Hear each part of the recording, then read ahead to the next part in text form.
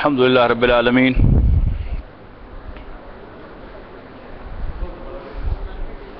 الحمد للہ رب العالمین والصلاة والسلام علی رسولہ الکریم، اما بعد۔ سورہ نحل کی 40 آیات ہم پڑھ چکے ہیں 14ویں پارے میں، اور چھٹا رکوع شروع ہوگا سورہ نحل کا، اور 12واں رکوع شروع ہوگا 14ویں پارے کا۔ اعوذ باللہ من الشیطان الرجیم، بسم اللہ الرحمن الرحیم۔ والذین هاجروا فی اللہ من بعد ما ظلموا لنبوئنہم فی الدنیا حسنہ ولأجر الآخرة اکبر لو كانوا يعلمون الذین صبروا علی ربهم یتوکلون۔ والذین هاجروا فی اللہ من بعد ما ظلموا لنبوئنہم فی الدنیا حسنہ۔ میں نے آپ کو بتایا تھا کہ قرآن مجید کی مکی صورتوں کے یہ دونوں سلسلے، سورہ انعام اور سورہ اعراف، اور اس کے بعد سورہ یونس سے شروع ہونے والا یہ سلسلہ جو سورۃ المومنون تک چلا جائے گا 18ویں پارے میں، یہ بہت طویل سلسلہ ہے۔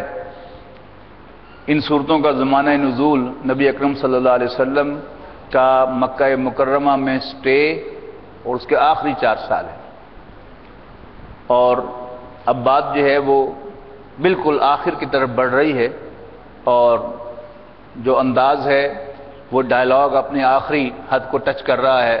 بس بہت ہو گیا، اب عذاب کے لیے تیار ہو جاؤ۔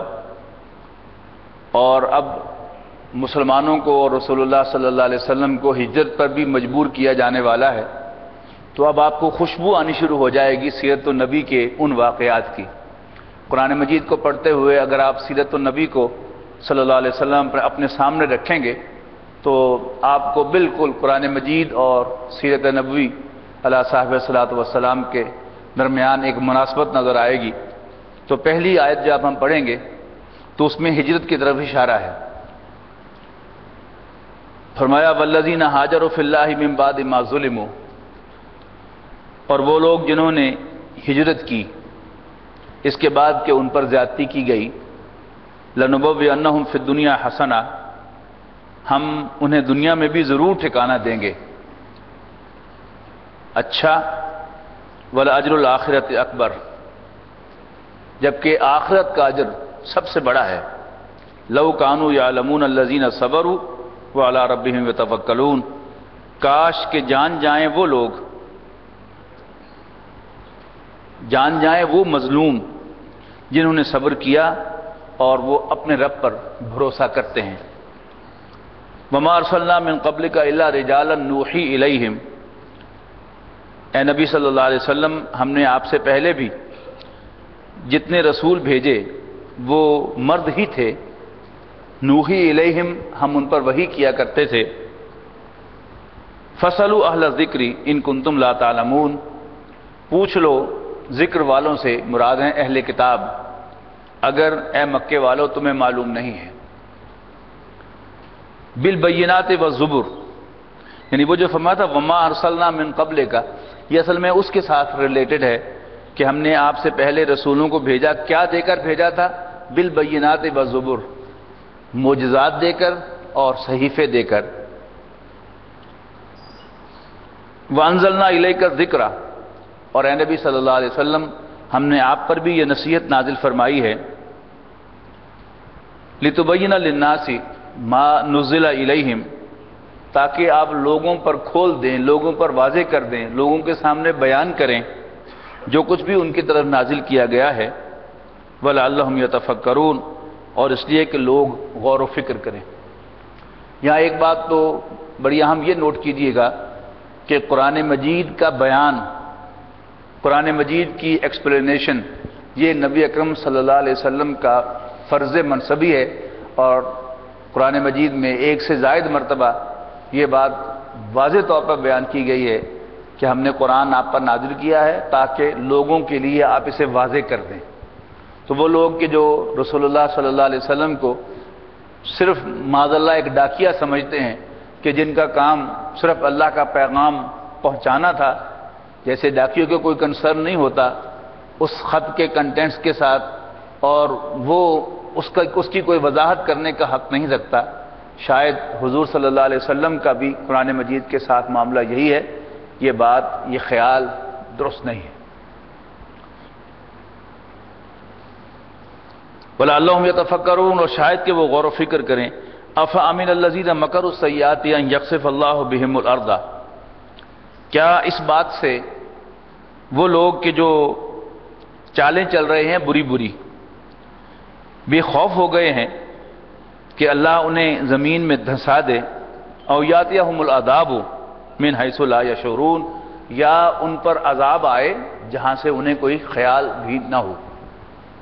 اب دیکھ رہے ہیں نا، وہ جو میں نے کہا نا کہ خوشبو ہجرت کی آ رہی ہے اس میں سے، کہ اب مسلمان جو ہیں وہ یہاں سے ہجرت کریں گے، رسول اللہ صلی اللہ علیہ وسلم یہاں سے ہجرت کریں گے، اور قریش پر اللہ تعالیٰ کی طرف سے وہ سزا اب آنے والی ہے کہ جو 1.5 سال بعد ہی غزوہ بدر کی شکل میں مسلمانوں کی تلواروں سے انہیں سزا دی گئی. او یاخذہم فی تقلبہم، یا اللہ تعالیٰ ان کو چلتے پھرتے پکڑ لے. فما ہم بمعجزین، تو جیتے جاگتے بھی چلتے پھرتے بھی وہ اللہ کو عاجز نہیں کر سکیں گے. او یاخذہم علی تخوف، یا انہیں پکڑ لے اللہ اس حال میں کہ انہیں کھٹکا ہو کہ کہیں کوئی مصیبت نہ آ جائے. فإن ربکم لرؤوف الرحیم، تو یقیناً آپ کا رب تو بڑا شفیق و مہربان ہے. اولم یروا الی ما خلق اللہ من شیء، کیا انہوں نے غور نہیں کیا کہ جو کچھ بھی اللہ نے پیدا فرمایا ہے، یتفیأ ظلالہ عن الیمین والشمائل سجدا للہ وہم داخرون، کہ لوٹتے ہیں ان کے سائے دائیں طرف سے اور بائیں طرف سے اللہ کو سجدہ کرتے ہوئے. وہم داخرون، اور وہ سب اظہار عجز کر رہے ہیں. یعنی انسان جو ہے وہ کتنا ہی اونچا ہو لیکن اس کا سایہ جو ہے وہ نیچے زمین پر جاتا ہے اور وہ بچتا ہے، اس سے دور جاتا ہے. تو اسے اشارتاً کہا گیا ہے کہ وہ اسے سجدہ نہیں کرتا، اس کا سایہ وہ اللہ کو سجدہ کرتا ہے. یعنی خود انسان کا سایہ اس کی ڈائریکشن پر نہیں چلتا، وہ اللہ تعالیٰ کی ڈائریکشن پر چلتا ہے اور وہ انسان سے دور جاتا ہے. وہم داخرون، اور وہ عجز کا اظہار کرتے ہیں. وَلِلَّهِ يَسْجُدُ مَا فِي السَّمَاوَاتِ وَمَا فِي الْأَرْضِ مِن دَابَّةٍ وَالْمَلَائِكَةُ وَهُمْ لَا يَسْتَكْبِرُونَ، اور تمام زمین پر چلنے والے ہر قسم کے جاندار اور فرشتے سب کے سب، اور جو کچھ آسمانوں اور زمین میں ہے، وہ اللہ تعالیٰ ہی کے سامنے سجدہ ریز ہوتے ہیں. وَهُمْ لَا يَسْتَكْبِرُونَ، اور وہ اللہ کے سامنے تکبر نہیں کرتے. یعنی تکبر صرف انسان کرتا ہے، نہ سورج اللہ تعالیٰ کے سامنے بغاوت کرتا ہے، نہ چاند کرتا ہے، نہ ہوائیں کرتی ہیں، نہ پرندے کرتے ہیں، نہ تنکے کرتے ہیں، نہ پتے کرتے ہیں، نہ درخت کرتے ہیں، نہ فرشتے کرتے ہیں. کون باغی ہے؟ صرف انسان باغی ہے، باقی سب کے سب اللہ تعالیٰ کے فرما بردار ہیں اور اللہ کے سامنے جھکتے ہیں. یخافون ربہم من فوقہم، اور وہ ڈرتے ہیں اپنے رب سے جو ان پر فائق ہے، جو ان کے اوپر ہے. وَيَفْعَلُونَ مَا يُؤْمَرُونَ، اور وہی کرتے ہیں جس کا انہیں حکم دیا جاتا ہے. سجدہ کر لیجیے. حکیم صاحب تار کر دیں.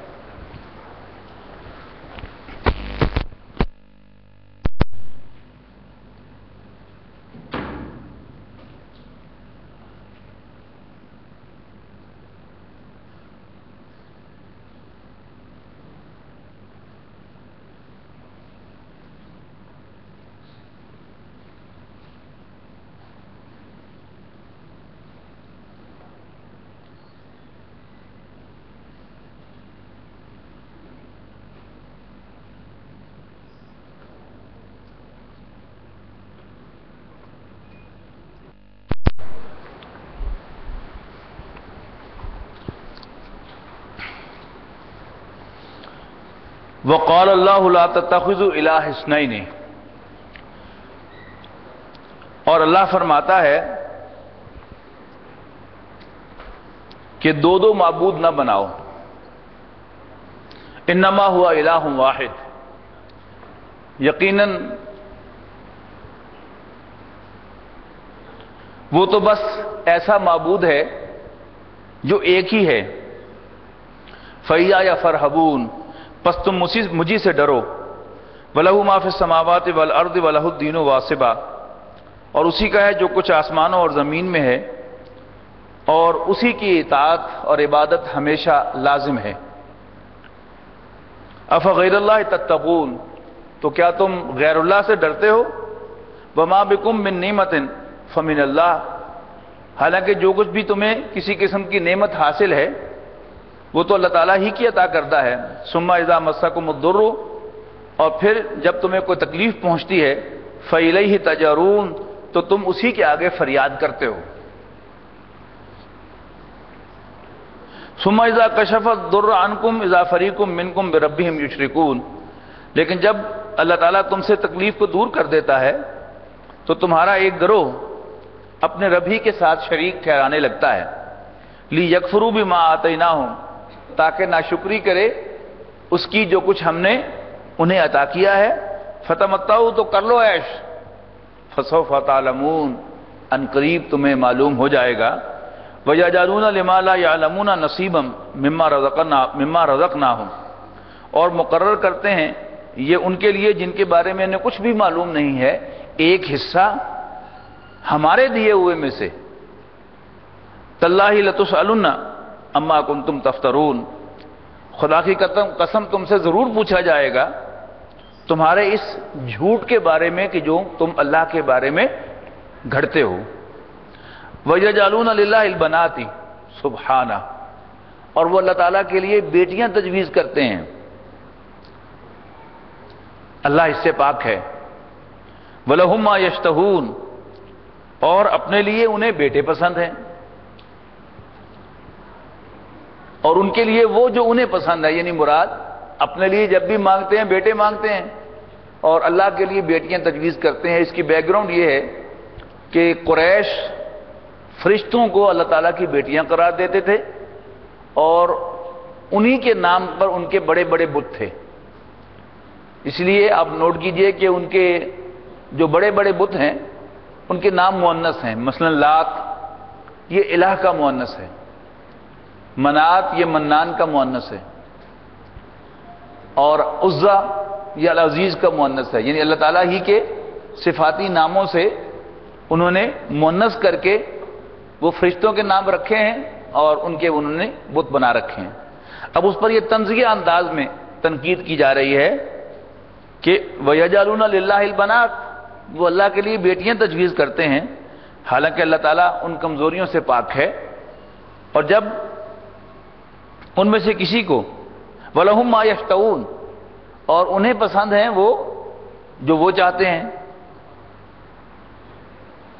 وَإِذَا بُشِّرَ أَحَدٌ بِالْأُنثَىٰ، اور جب ان میں سے کسی کو بیٹی کی خوشخبری دی جاتی ہے، ظَلَّ وَجْهُهُ مُسْوَدًّا، تو اس کا چہرہ سیاہ ہو جاتا ہے، وَهُوَ كَظِيمٌ، اور وہ غصے کے گھونٹ بھرنے لگتا ہے۔ يَتَوَارَىٰ مِنَ الْقَوْمِ مِنْ سُوءٍ، لوگوں سے منہ چھپاتا پھرتا ہے اس برائی کی وجہ سے، مَا بُشِّرَ بِهِ، جو بری خبر اسے سنائی گئی ہے، اور سوچتا ہے أَيُمْسِكُهُ عَلَىٰ هُونٍ، کہ کیا اسے ذلت کے باوجود، توہین کے باوجود چھوڑ دے، ام يَدُسُّهُ فِي التُّرَابِ، یا اسے مٹی میں دفن کر دے۔ أَلَا سَاءَ مَا يَحْكُمُونَ، دیکھو یہ کیسے برے برے فیصلے کرتے ہیں۔ لِلَّذِينَ لَا يُؤْمِنُونَ بِالْآخِرَةِ مَثَلُ السَّوْءِ، اور وہ لوگ کہ جو آخرت پر ایمان نہیں رکھتے بہت بری مثال ہے۔ وَلِلَّهِ الْمَثَلُ الْأَعْلَىٰ، اور اللہ تعالیٰ کے لیے اعلیٰ ترین صفات ہیں۔ وَهُوَ الْعَزِيزُ الْحَكِيمُ، اور وہ بالادست حکمت والا ہے۔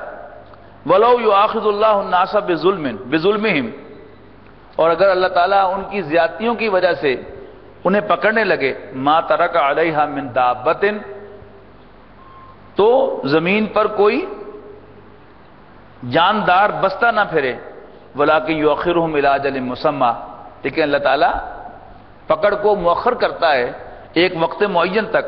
فَإِذَا جَاءَ أَجَلُهُمْ لَا يَسْتَأْخِرُونَ سَاعَةً وَلَا يَسْتَقْدِمُونَ، اور جب وہ وقت معین آئے گی تو پھر لا يستاخرون، تو وہ اس سے پیچھے نہیں ہو سکیں گے گھڑی بھر اور نہ ہی اس سے آگے بڑھ سکیں گے۔ وَيَجْعَلُونَ لِلَّهِ مَا يَكْرَهُونَ، اور وہ اللہ کے لیے تجویز کرتے ہیں جو خود انہیں ناپسند ہے۔ وَتَصِفُ أَلْسِنَتُهُمُ الْكَذِبَ، اور ان کی زبانیں جھوٹ کہتی ہیں، أَنَّ لَهُمُ الْحُسْنَى، کہ یقیناً ہمیں بھلائی ملے گی، لا جرم ان لهم النار، حقیقت یہ ہے کہ ان کے لیے آگ ہے، ان کے لیے جہنم ہے، وانہم مفرطون، اور یہ سب کے سب سے پہلے اس میں ڈالے جائیں گے۔ تاللہ لقد ارسلنا الی امم، خدا کی قسم ہم نے بھیجا تمام امتوں کی طرف، من قبل کا، آپ سے پہلے بھی پیغمبروں کو، فزین لهم الشیطان اعمالهم، لیکن شیطان نے انہیں ان کے اعمال پرکشش کر کے دکھا دیے۔ فہو ولیہم اليوم، وہ آج تمہارا دوست ہے، تمہارا حامی ہے، تمہارا سرپرست بنا بیٹھا ہے۔ وَلَهُمْ عَذَابٌ عَلِيمٌ، اور ان کے لیے ایک دردناک عذاب ہے۔ وَمَا أَنزَلْنَا عَلَيْكَ الْكِتَابَ، اور اے نبی ہم نے آپ پر کتاب نازل نہیں فرمائی، إِلَّا لِتُبَيِّنَ لَهُمْ، مگر اس لیے کہ آپ اس کتاب کو ان کے سامنے کھولیں، واضح کریں۔ الذی اختلفوا فیہ، یعنی وہ باتیں جن میں یہ اختلاف کرتے ہیں انہیں کھولیں۔ وہدی ورحمۃ لقوم یؤمنون، اور یہ رحمت اور ہدایت ہے ایمان والوں کے لیے۔ واللہ انزل من السماء ماء، اور اللہ ہی آسمان سے پانی برساتا ہے، فاحیا بہ الارض بعد موتها، اور پھر مردہ زمین کو اس کے بعد زندہ کرتا ہے۔ ان فی ذلک لآیۃ لقوم یسمعون، یقیناً اس میں تو ایک نشانی ہے سننے والوں کے لیے۔ وَإِنَّ لَكُمْ فِي الْأَنْعَامِ لَعِبْرَةً، اور یقیناً تمہارے لیے چوپایوں کے اندر بھی تو ایک نشانی ہے۔ نُسْقِيكُم مِّمَّا فِي بُطُونِهِمْ مِن بُطُونِهِ، ہم پلاتے ہیں تمہیں اس میں سے جو ان کے پیٹوں کے اندر ہے، مِن بَيْنِ فَرْثٍ وَدَمٍ، گوبر اور خون کے بیچ میں سے، لبنًا خالصاً، خالص دودھ، سائغا للشاربین، انتہائی لذیذ پینے والوں کے لیے۔ یعنی یہ بھی ایک بڑی سخت زبردست نشانی ہے اللہ تعالیٰ کی کہ ایک جانور زندہ کھڑا ہو، گائے، بھینس، بکری، تو جب اس کے تھنوں کو آپ دھوتے ہیں تو اس میں سے دودھ نکلتا ہے، لیکن کوئی شخص جو ہے وہ چھری لے کر دیکھنا چاہے کہ یہ ٹینک کہاں ہے، تو وہ جب چیرے گا تو خون نکلے گا، اور تھوڑا سا جو یعنی اس ٹیشو کے اندر ہوگا دودھ، وہ تو شاید اسے میسر آ جائے، لیکن ذرا ڈیپ جائے گا، یعنی وہ اتنا نہیں ہے جتنا بیک وقت آپ دھو سکتے ہیں۔ اس کو تلاش کرتے کرتے کہ نہیں یہ تو بہت تھوڑا ہے، یہ تو ایک بالٹی بھر کے دودھ دیتی ہے، وہ کہاں پڑا ہوا ہے، تو ڈھونڈتے ڈھونڈتے جو ہے وہ خون اور گوبر سے اس کا پالا پڑے گا، لیکن اسے دودھ کہیں نظر نہیں آئے گا۔ تو یہ دودھ جو ہے اللہ تعالیٰ انسٹنٹینیسلی بناتا ہے، اس کے لیے بالکل تازہ ہوتا ہے، یعنی خون میں سے اللہ تعالیٰ وہ کشید کر کے انسان کو پرووائڈ کرتا ہے، اور جو دودھ انسان پیتا ہے اس میں نہ گوبر کا کوئی ذائقہ یا اسمیل ہوتی ہے، اور نہ خون کا اس میں کوئی شائبہ ہوتا ہے۔ تو اللہ تعالیٰ یعنی نتھار کر بالکل تازہ دودھ تمہیں پرووائڈ کرتا ہے کہ جو پینے والوں کے لیے بہت لذیذ ہے۔ وَمِن ثَمَرَاتِ النَّخِيلِ وَالْأَعْنَابِ تَتَّخِذُونَ مِنْهُ سَكَرًا وَرِزْقًا حَسَنًا، اور انگور، کھجور اور انگور کے پھلوں میں سے بھی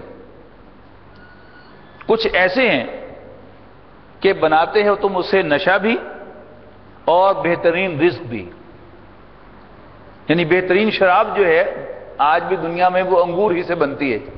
کل بھی پرسوں بھی ذکر آیا تھا حضرت یوسف علیہ السلام کے تذکرے میں کہ انگور سے شراب نچوڑنا۔ ان فی ذلک لآیۃ لقوم یعقلون، یقیناً اس میں ایک نشانی ہے سینسیبل لوگوں کے لیے۔ وَأَوْحَىٰ رَبُّكَ إِلَى النَّحْلِ، ایک اور نشانی، اور وحی کی تیرے رب نے شہد کی مکھی کی طرف، ان اتخذی من الجبال بیوتن، کہ تو پہاڑوں میں چھتے بنا، ومن الشجر، اور درختوں پر، ومما یارشون، اور ان چھپروں پر جن پر بیلیں چڑھائی جاتی ہیں۔ ثم کلی من کل ثمرات، پھر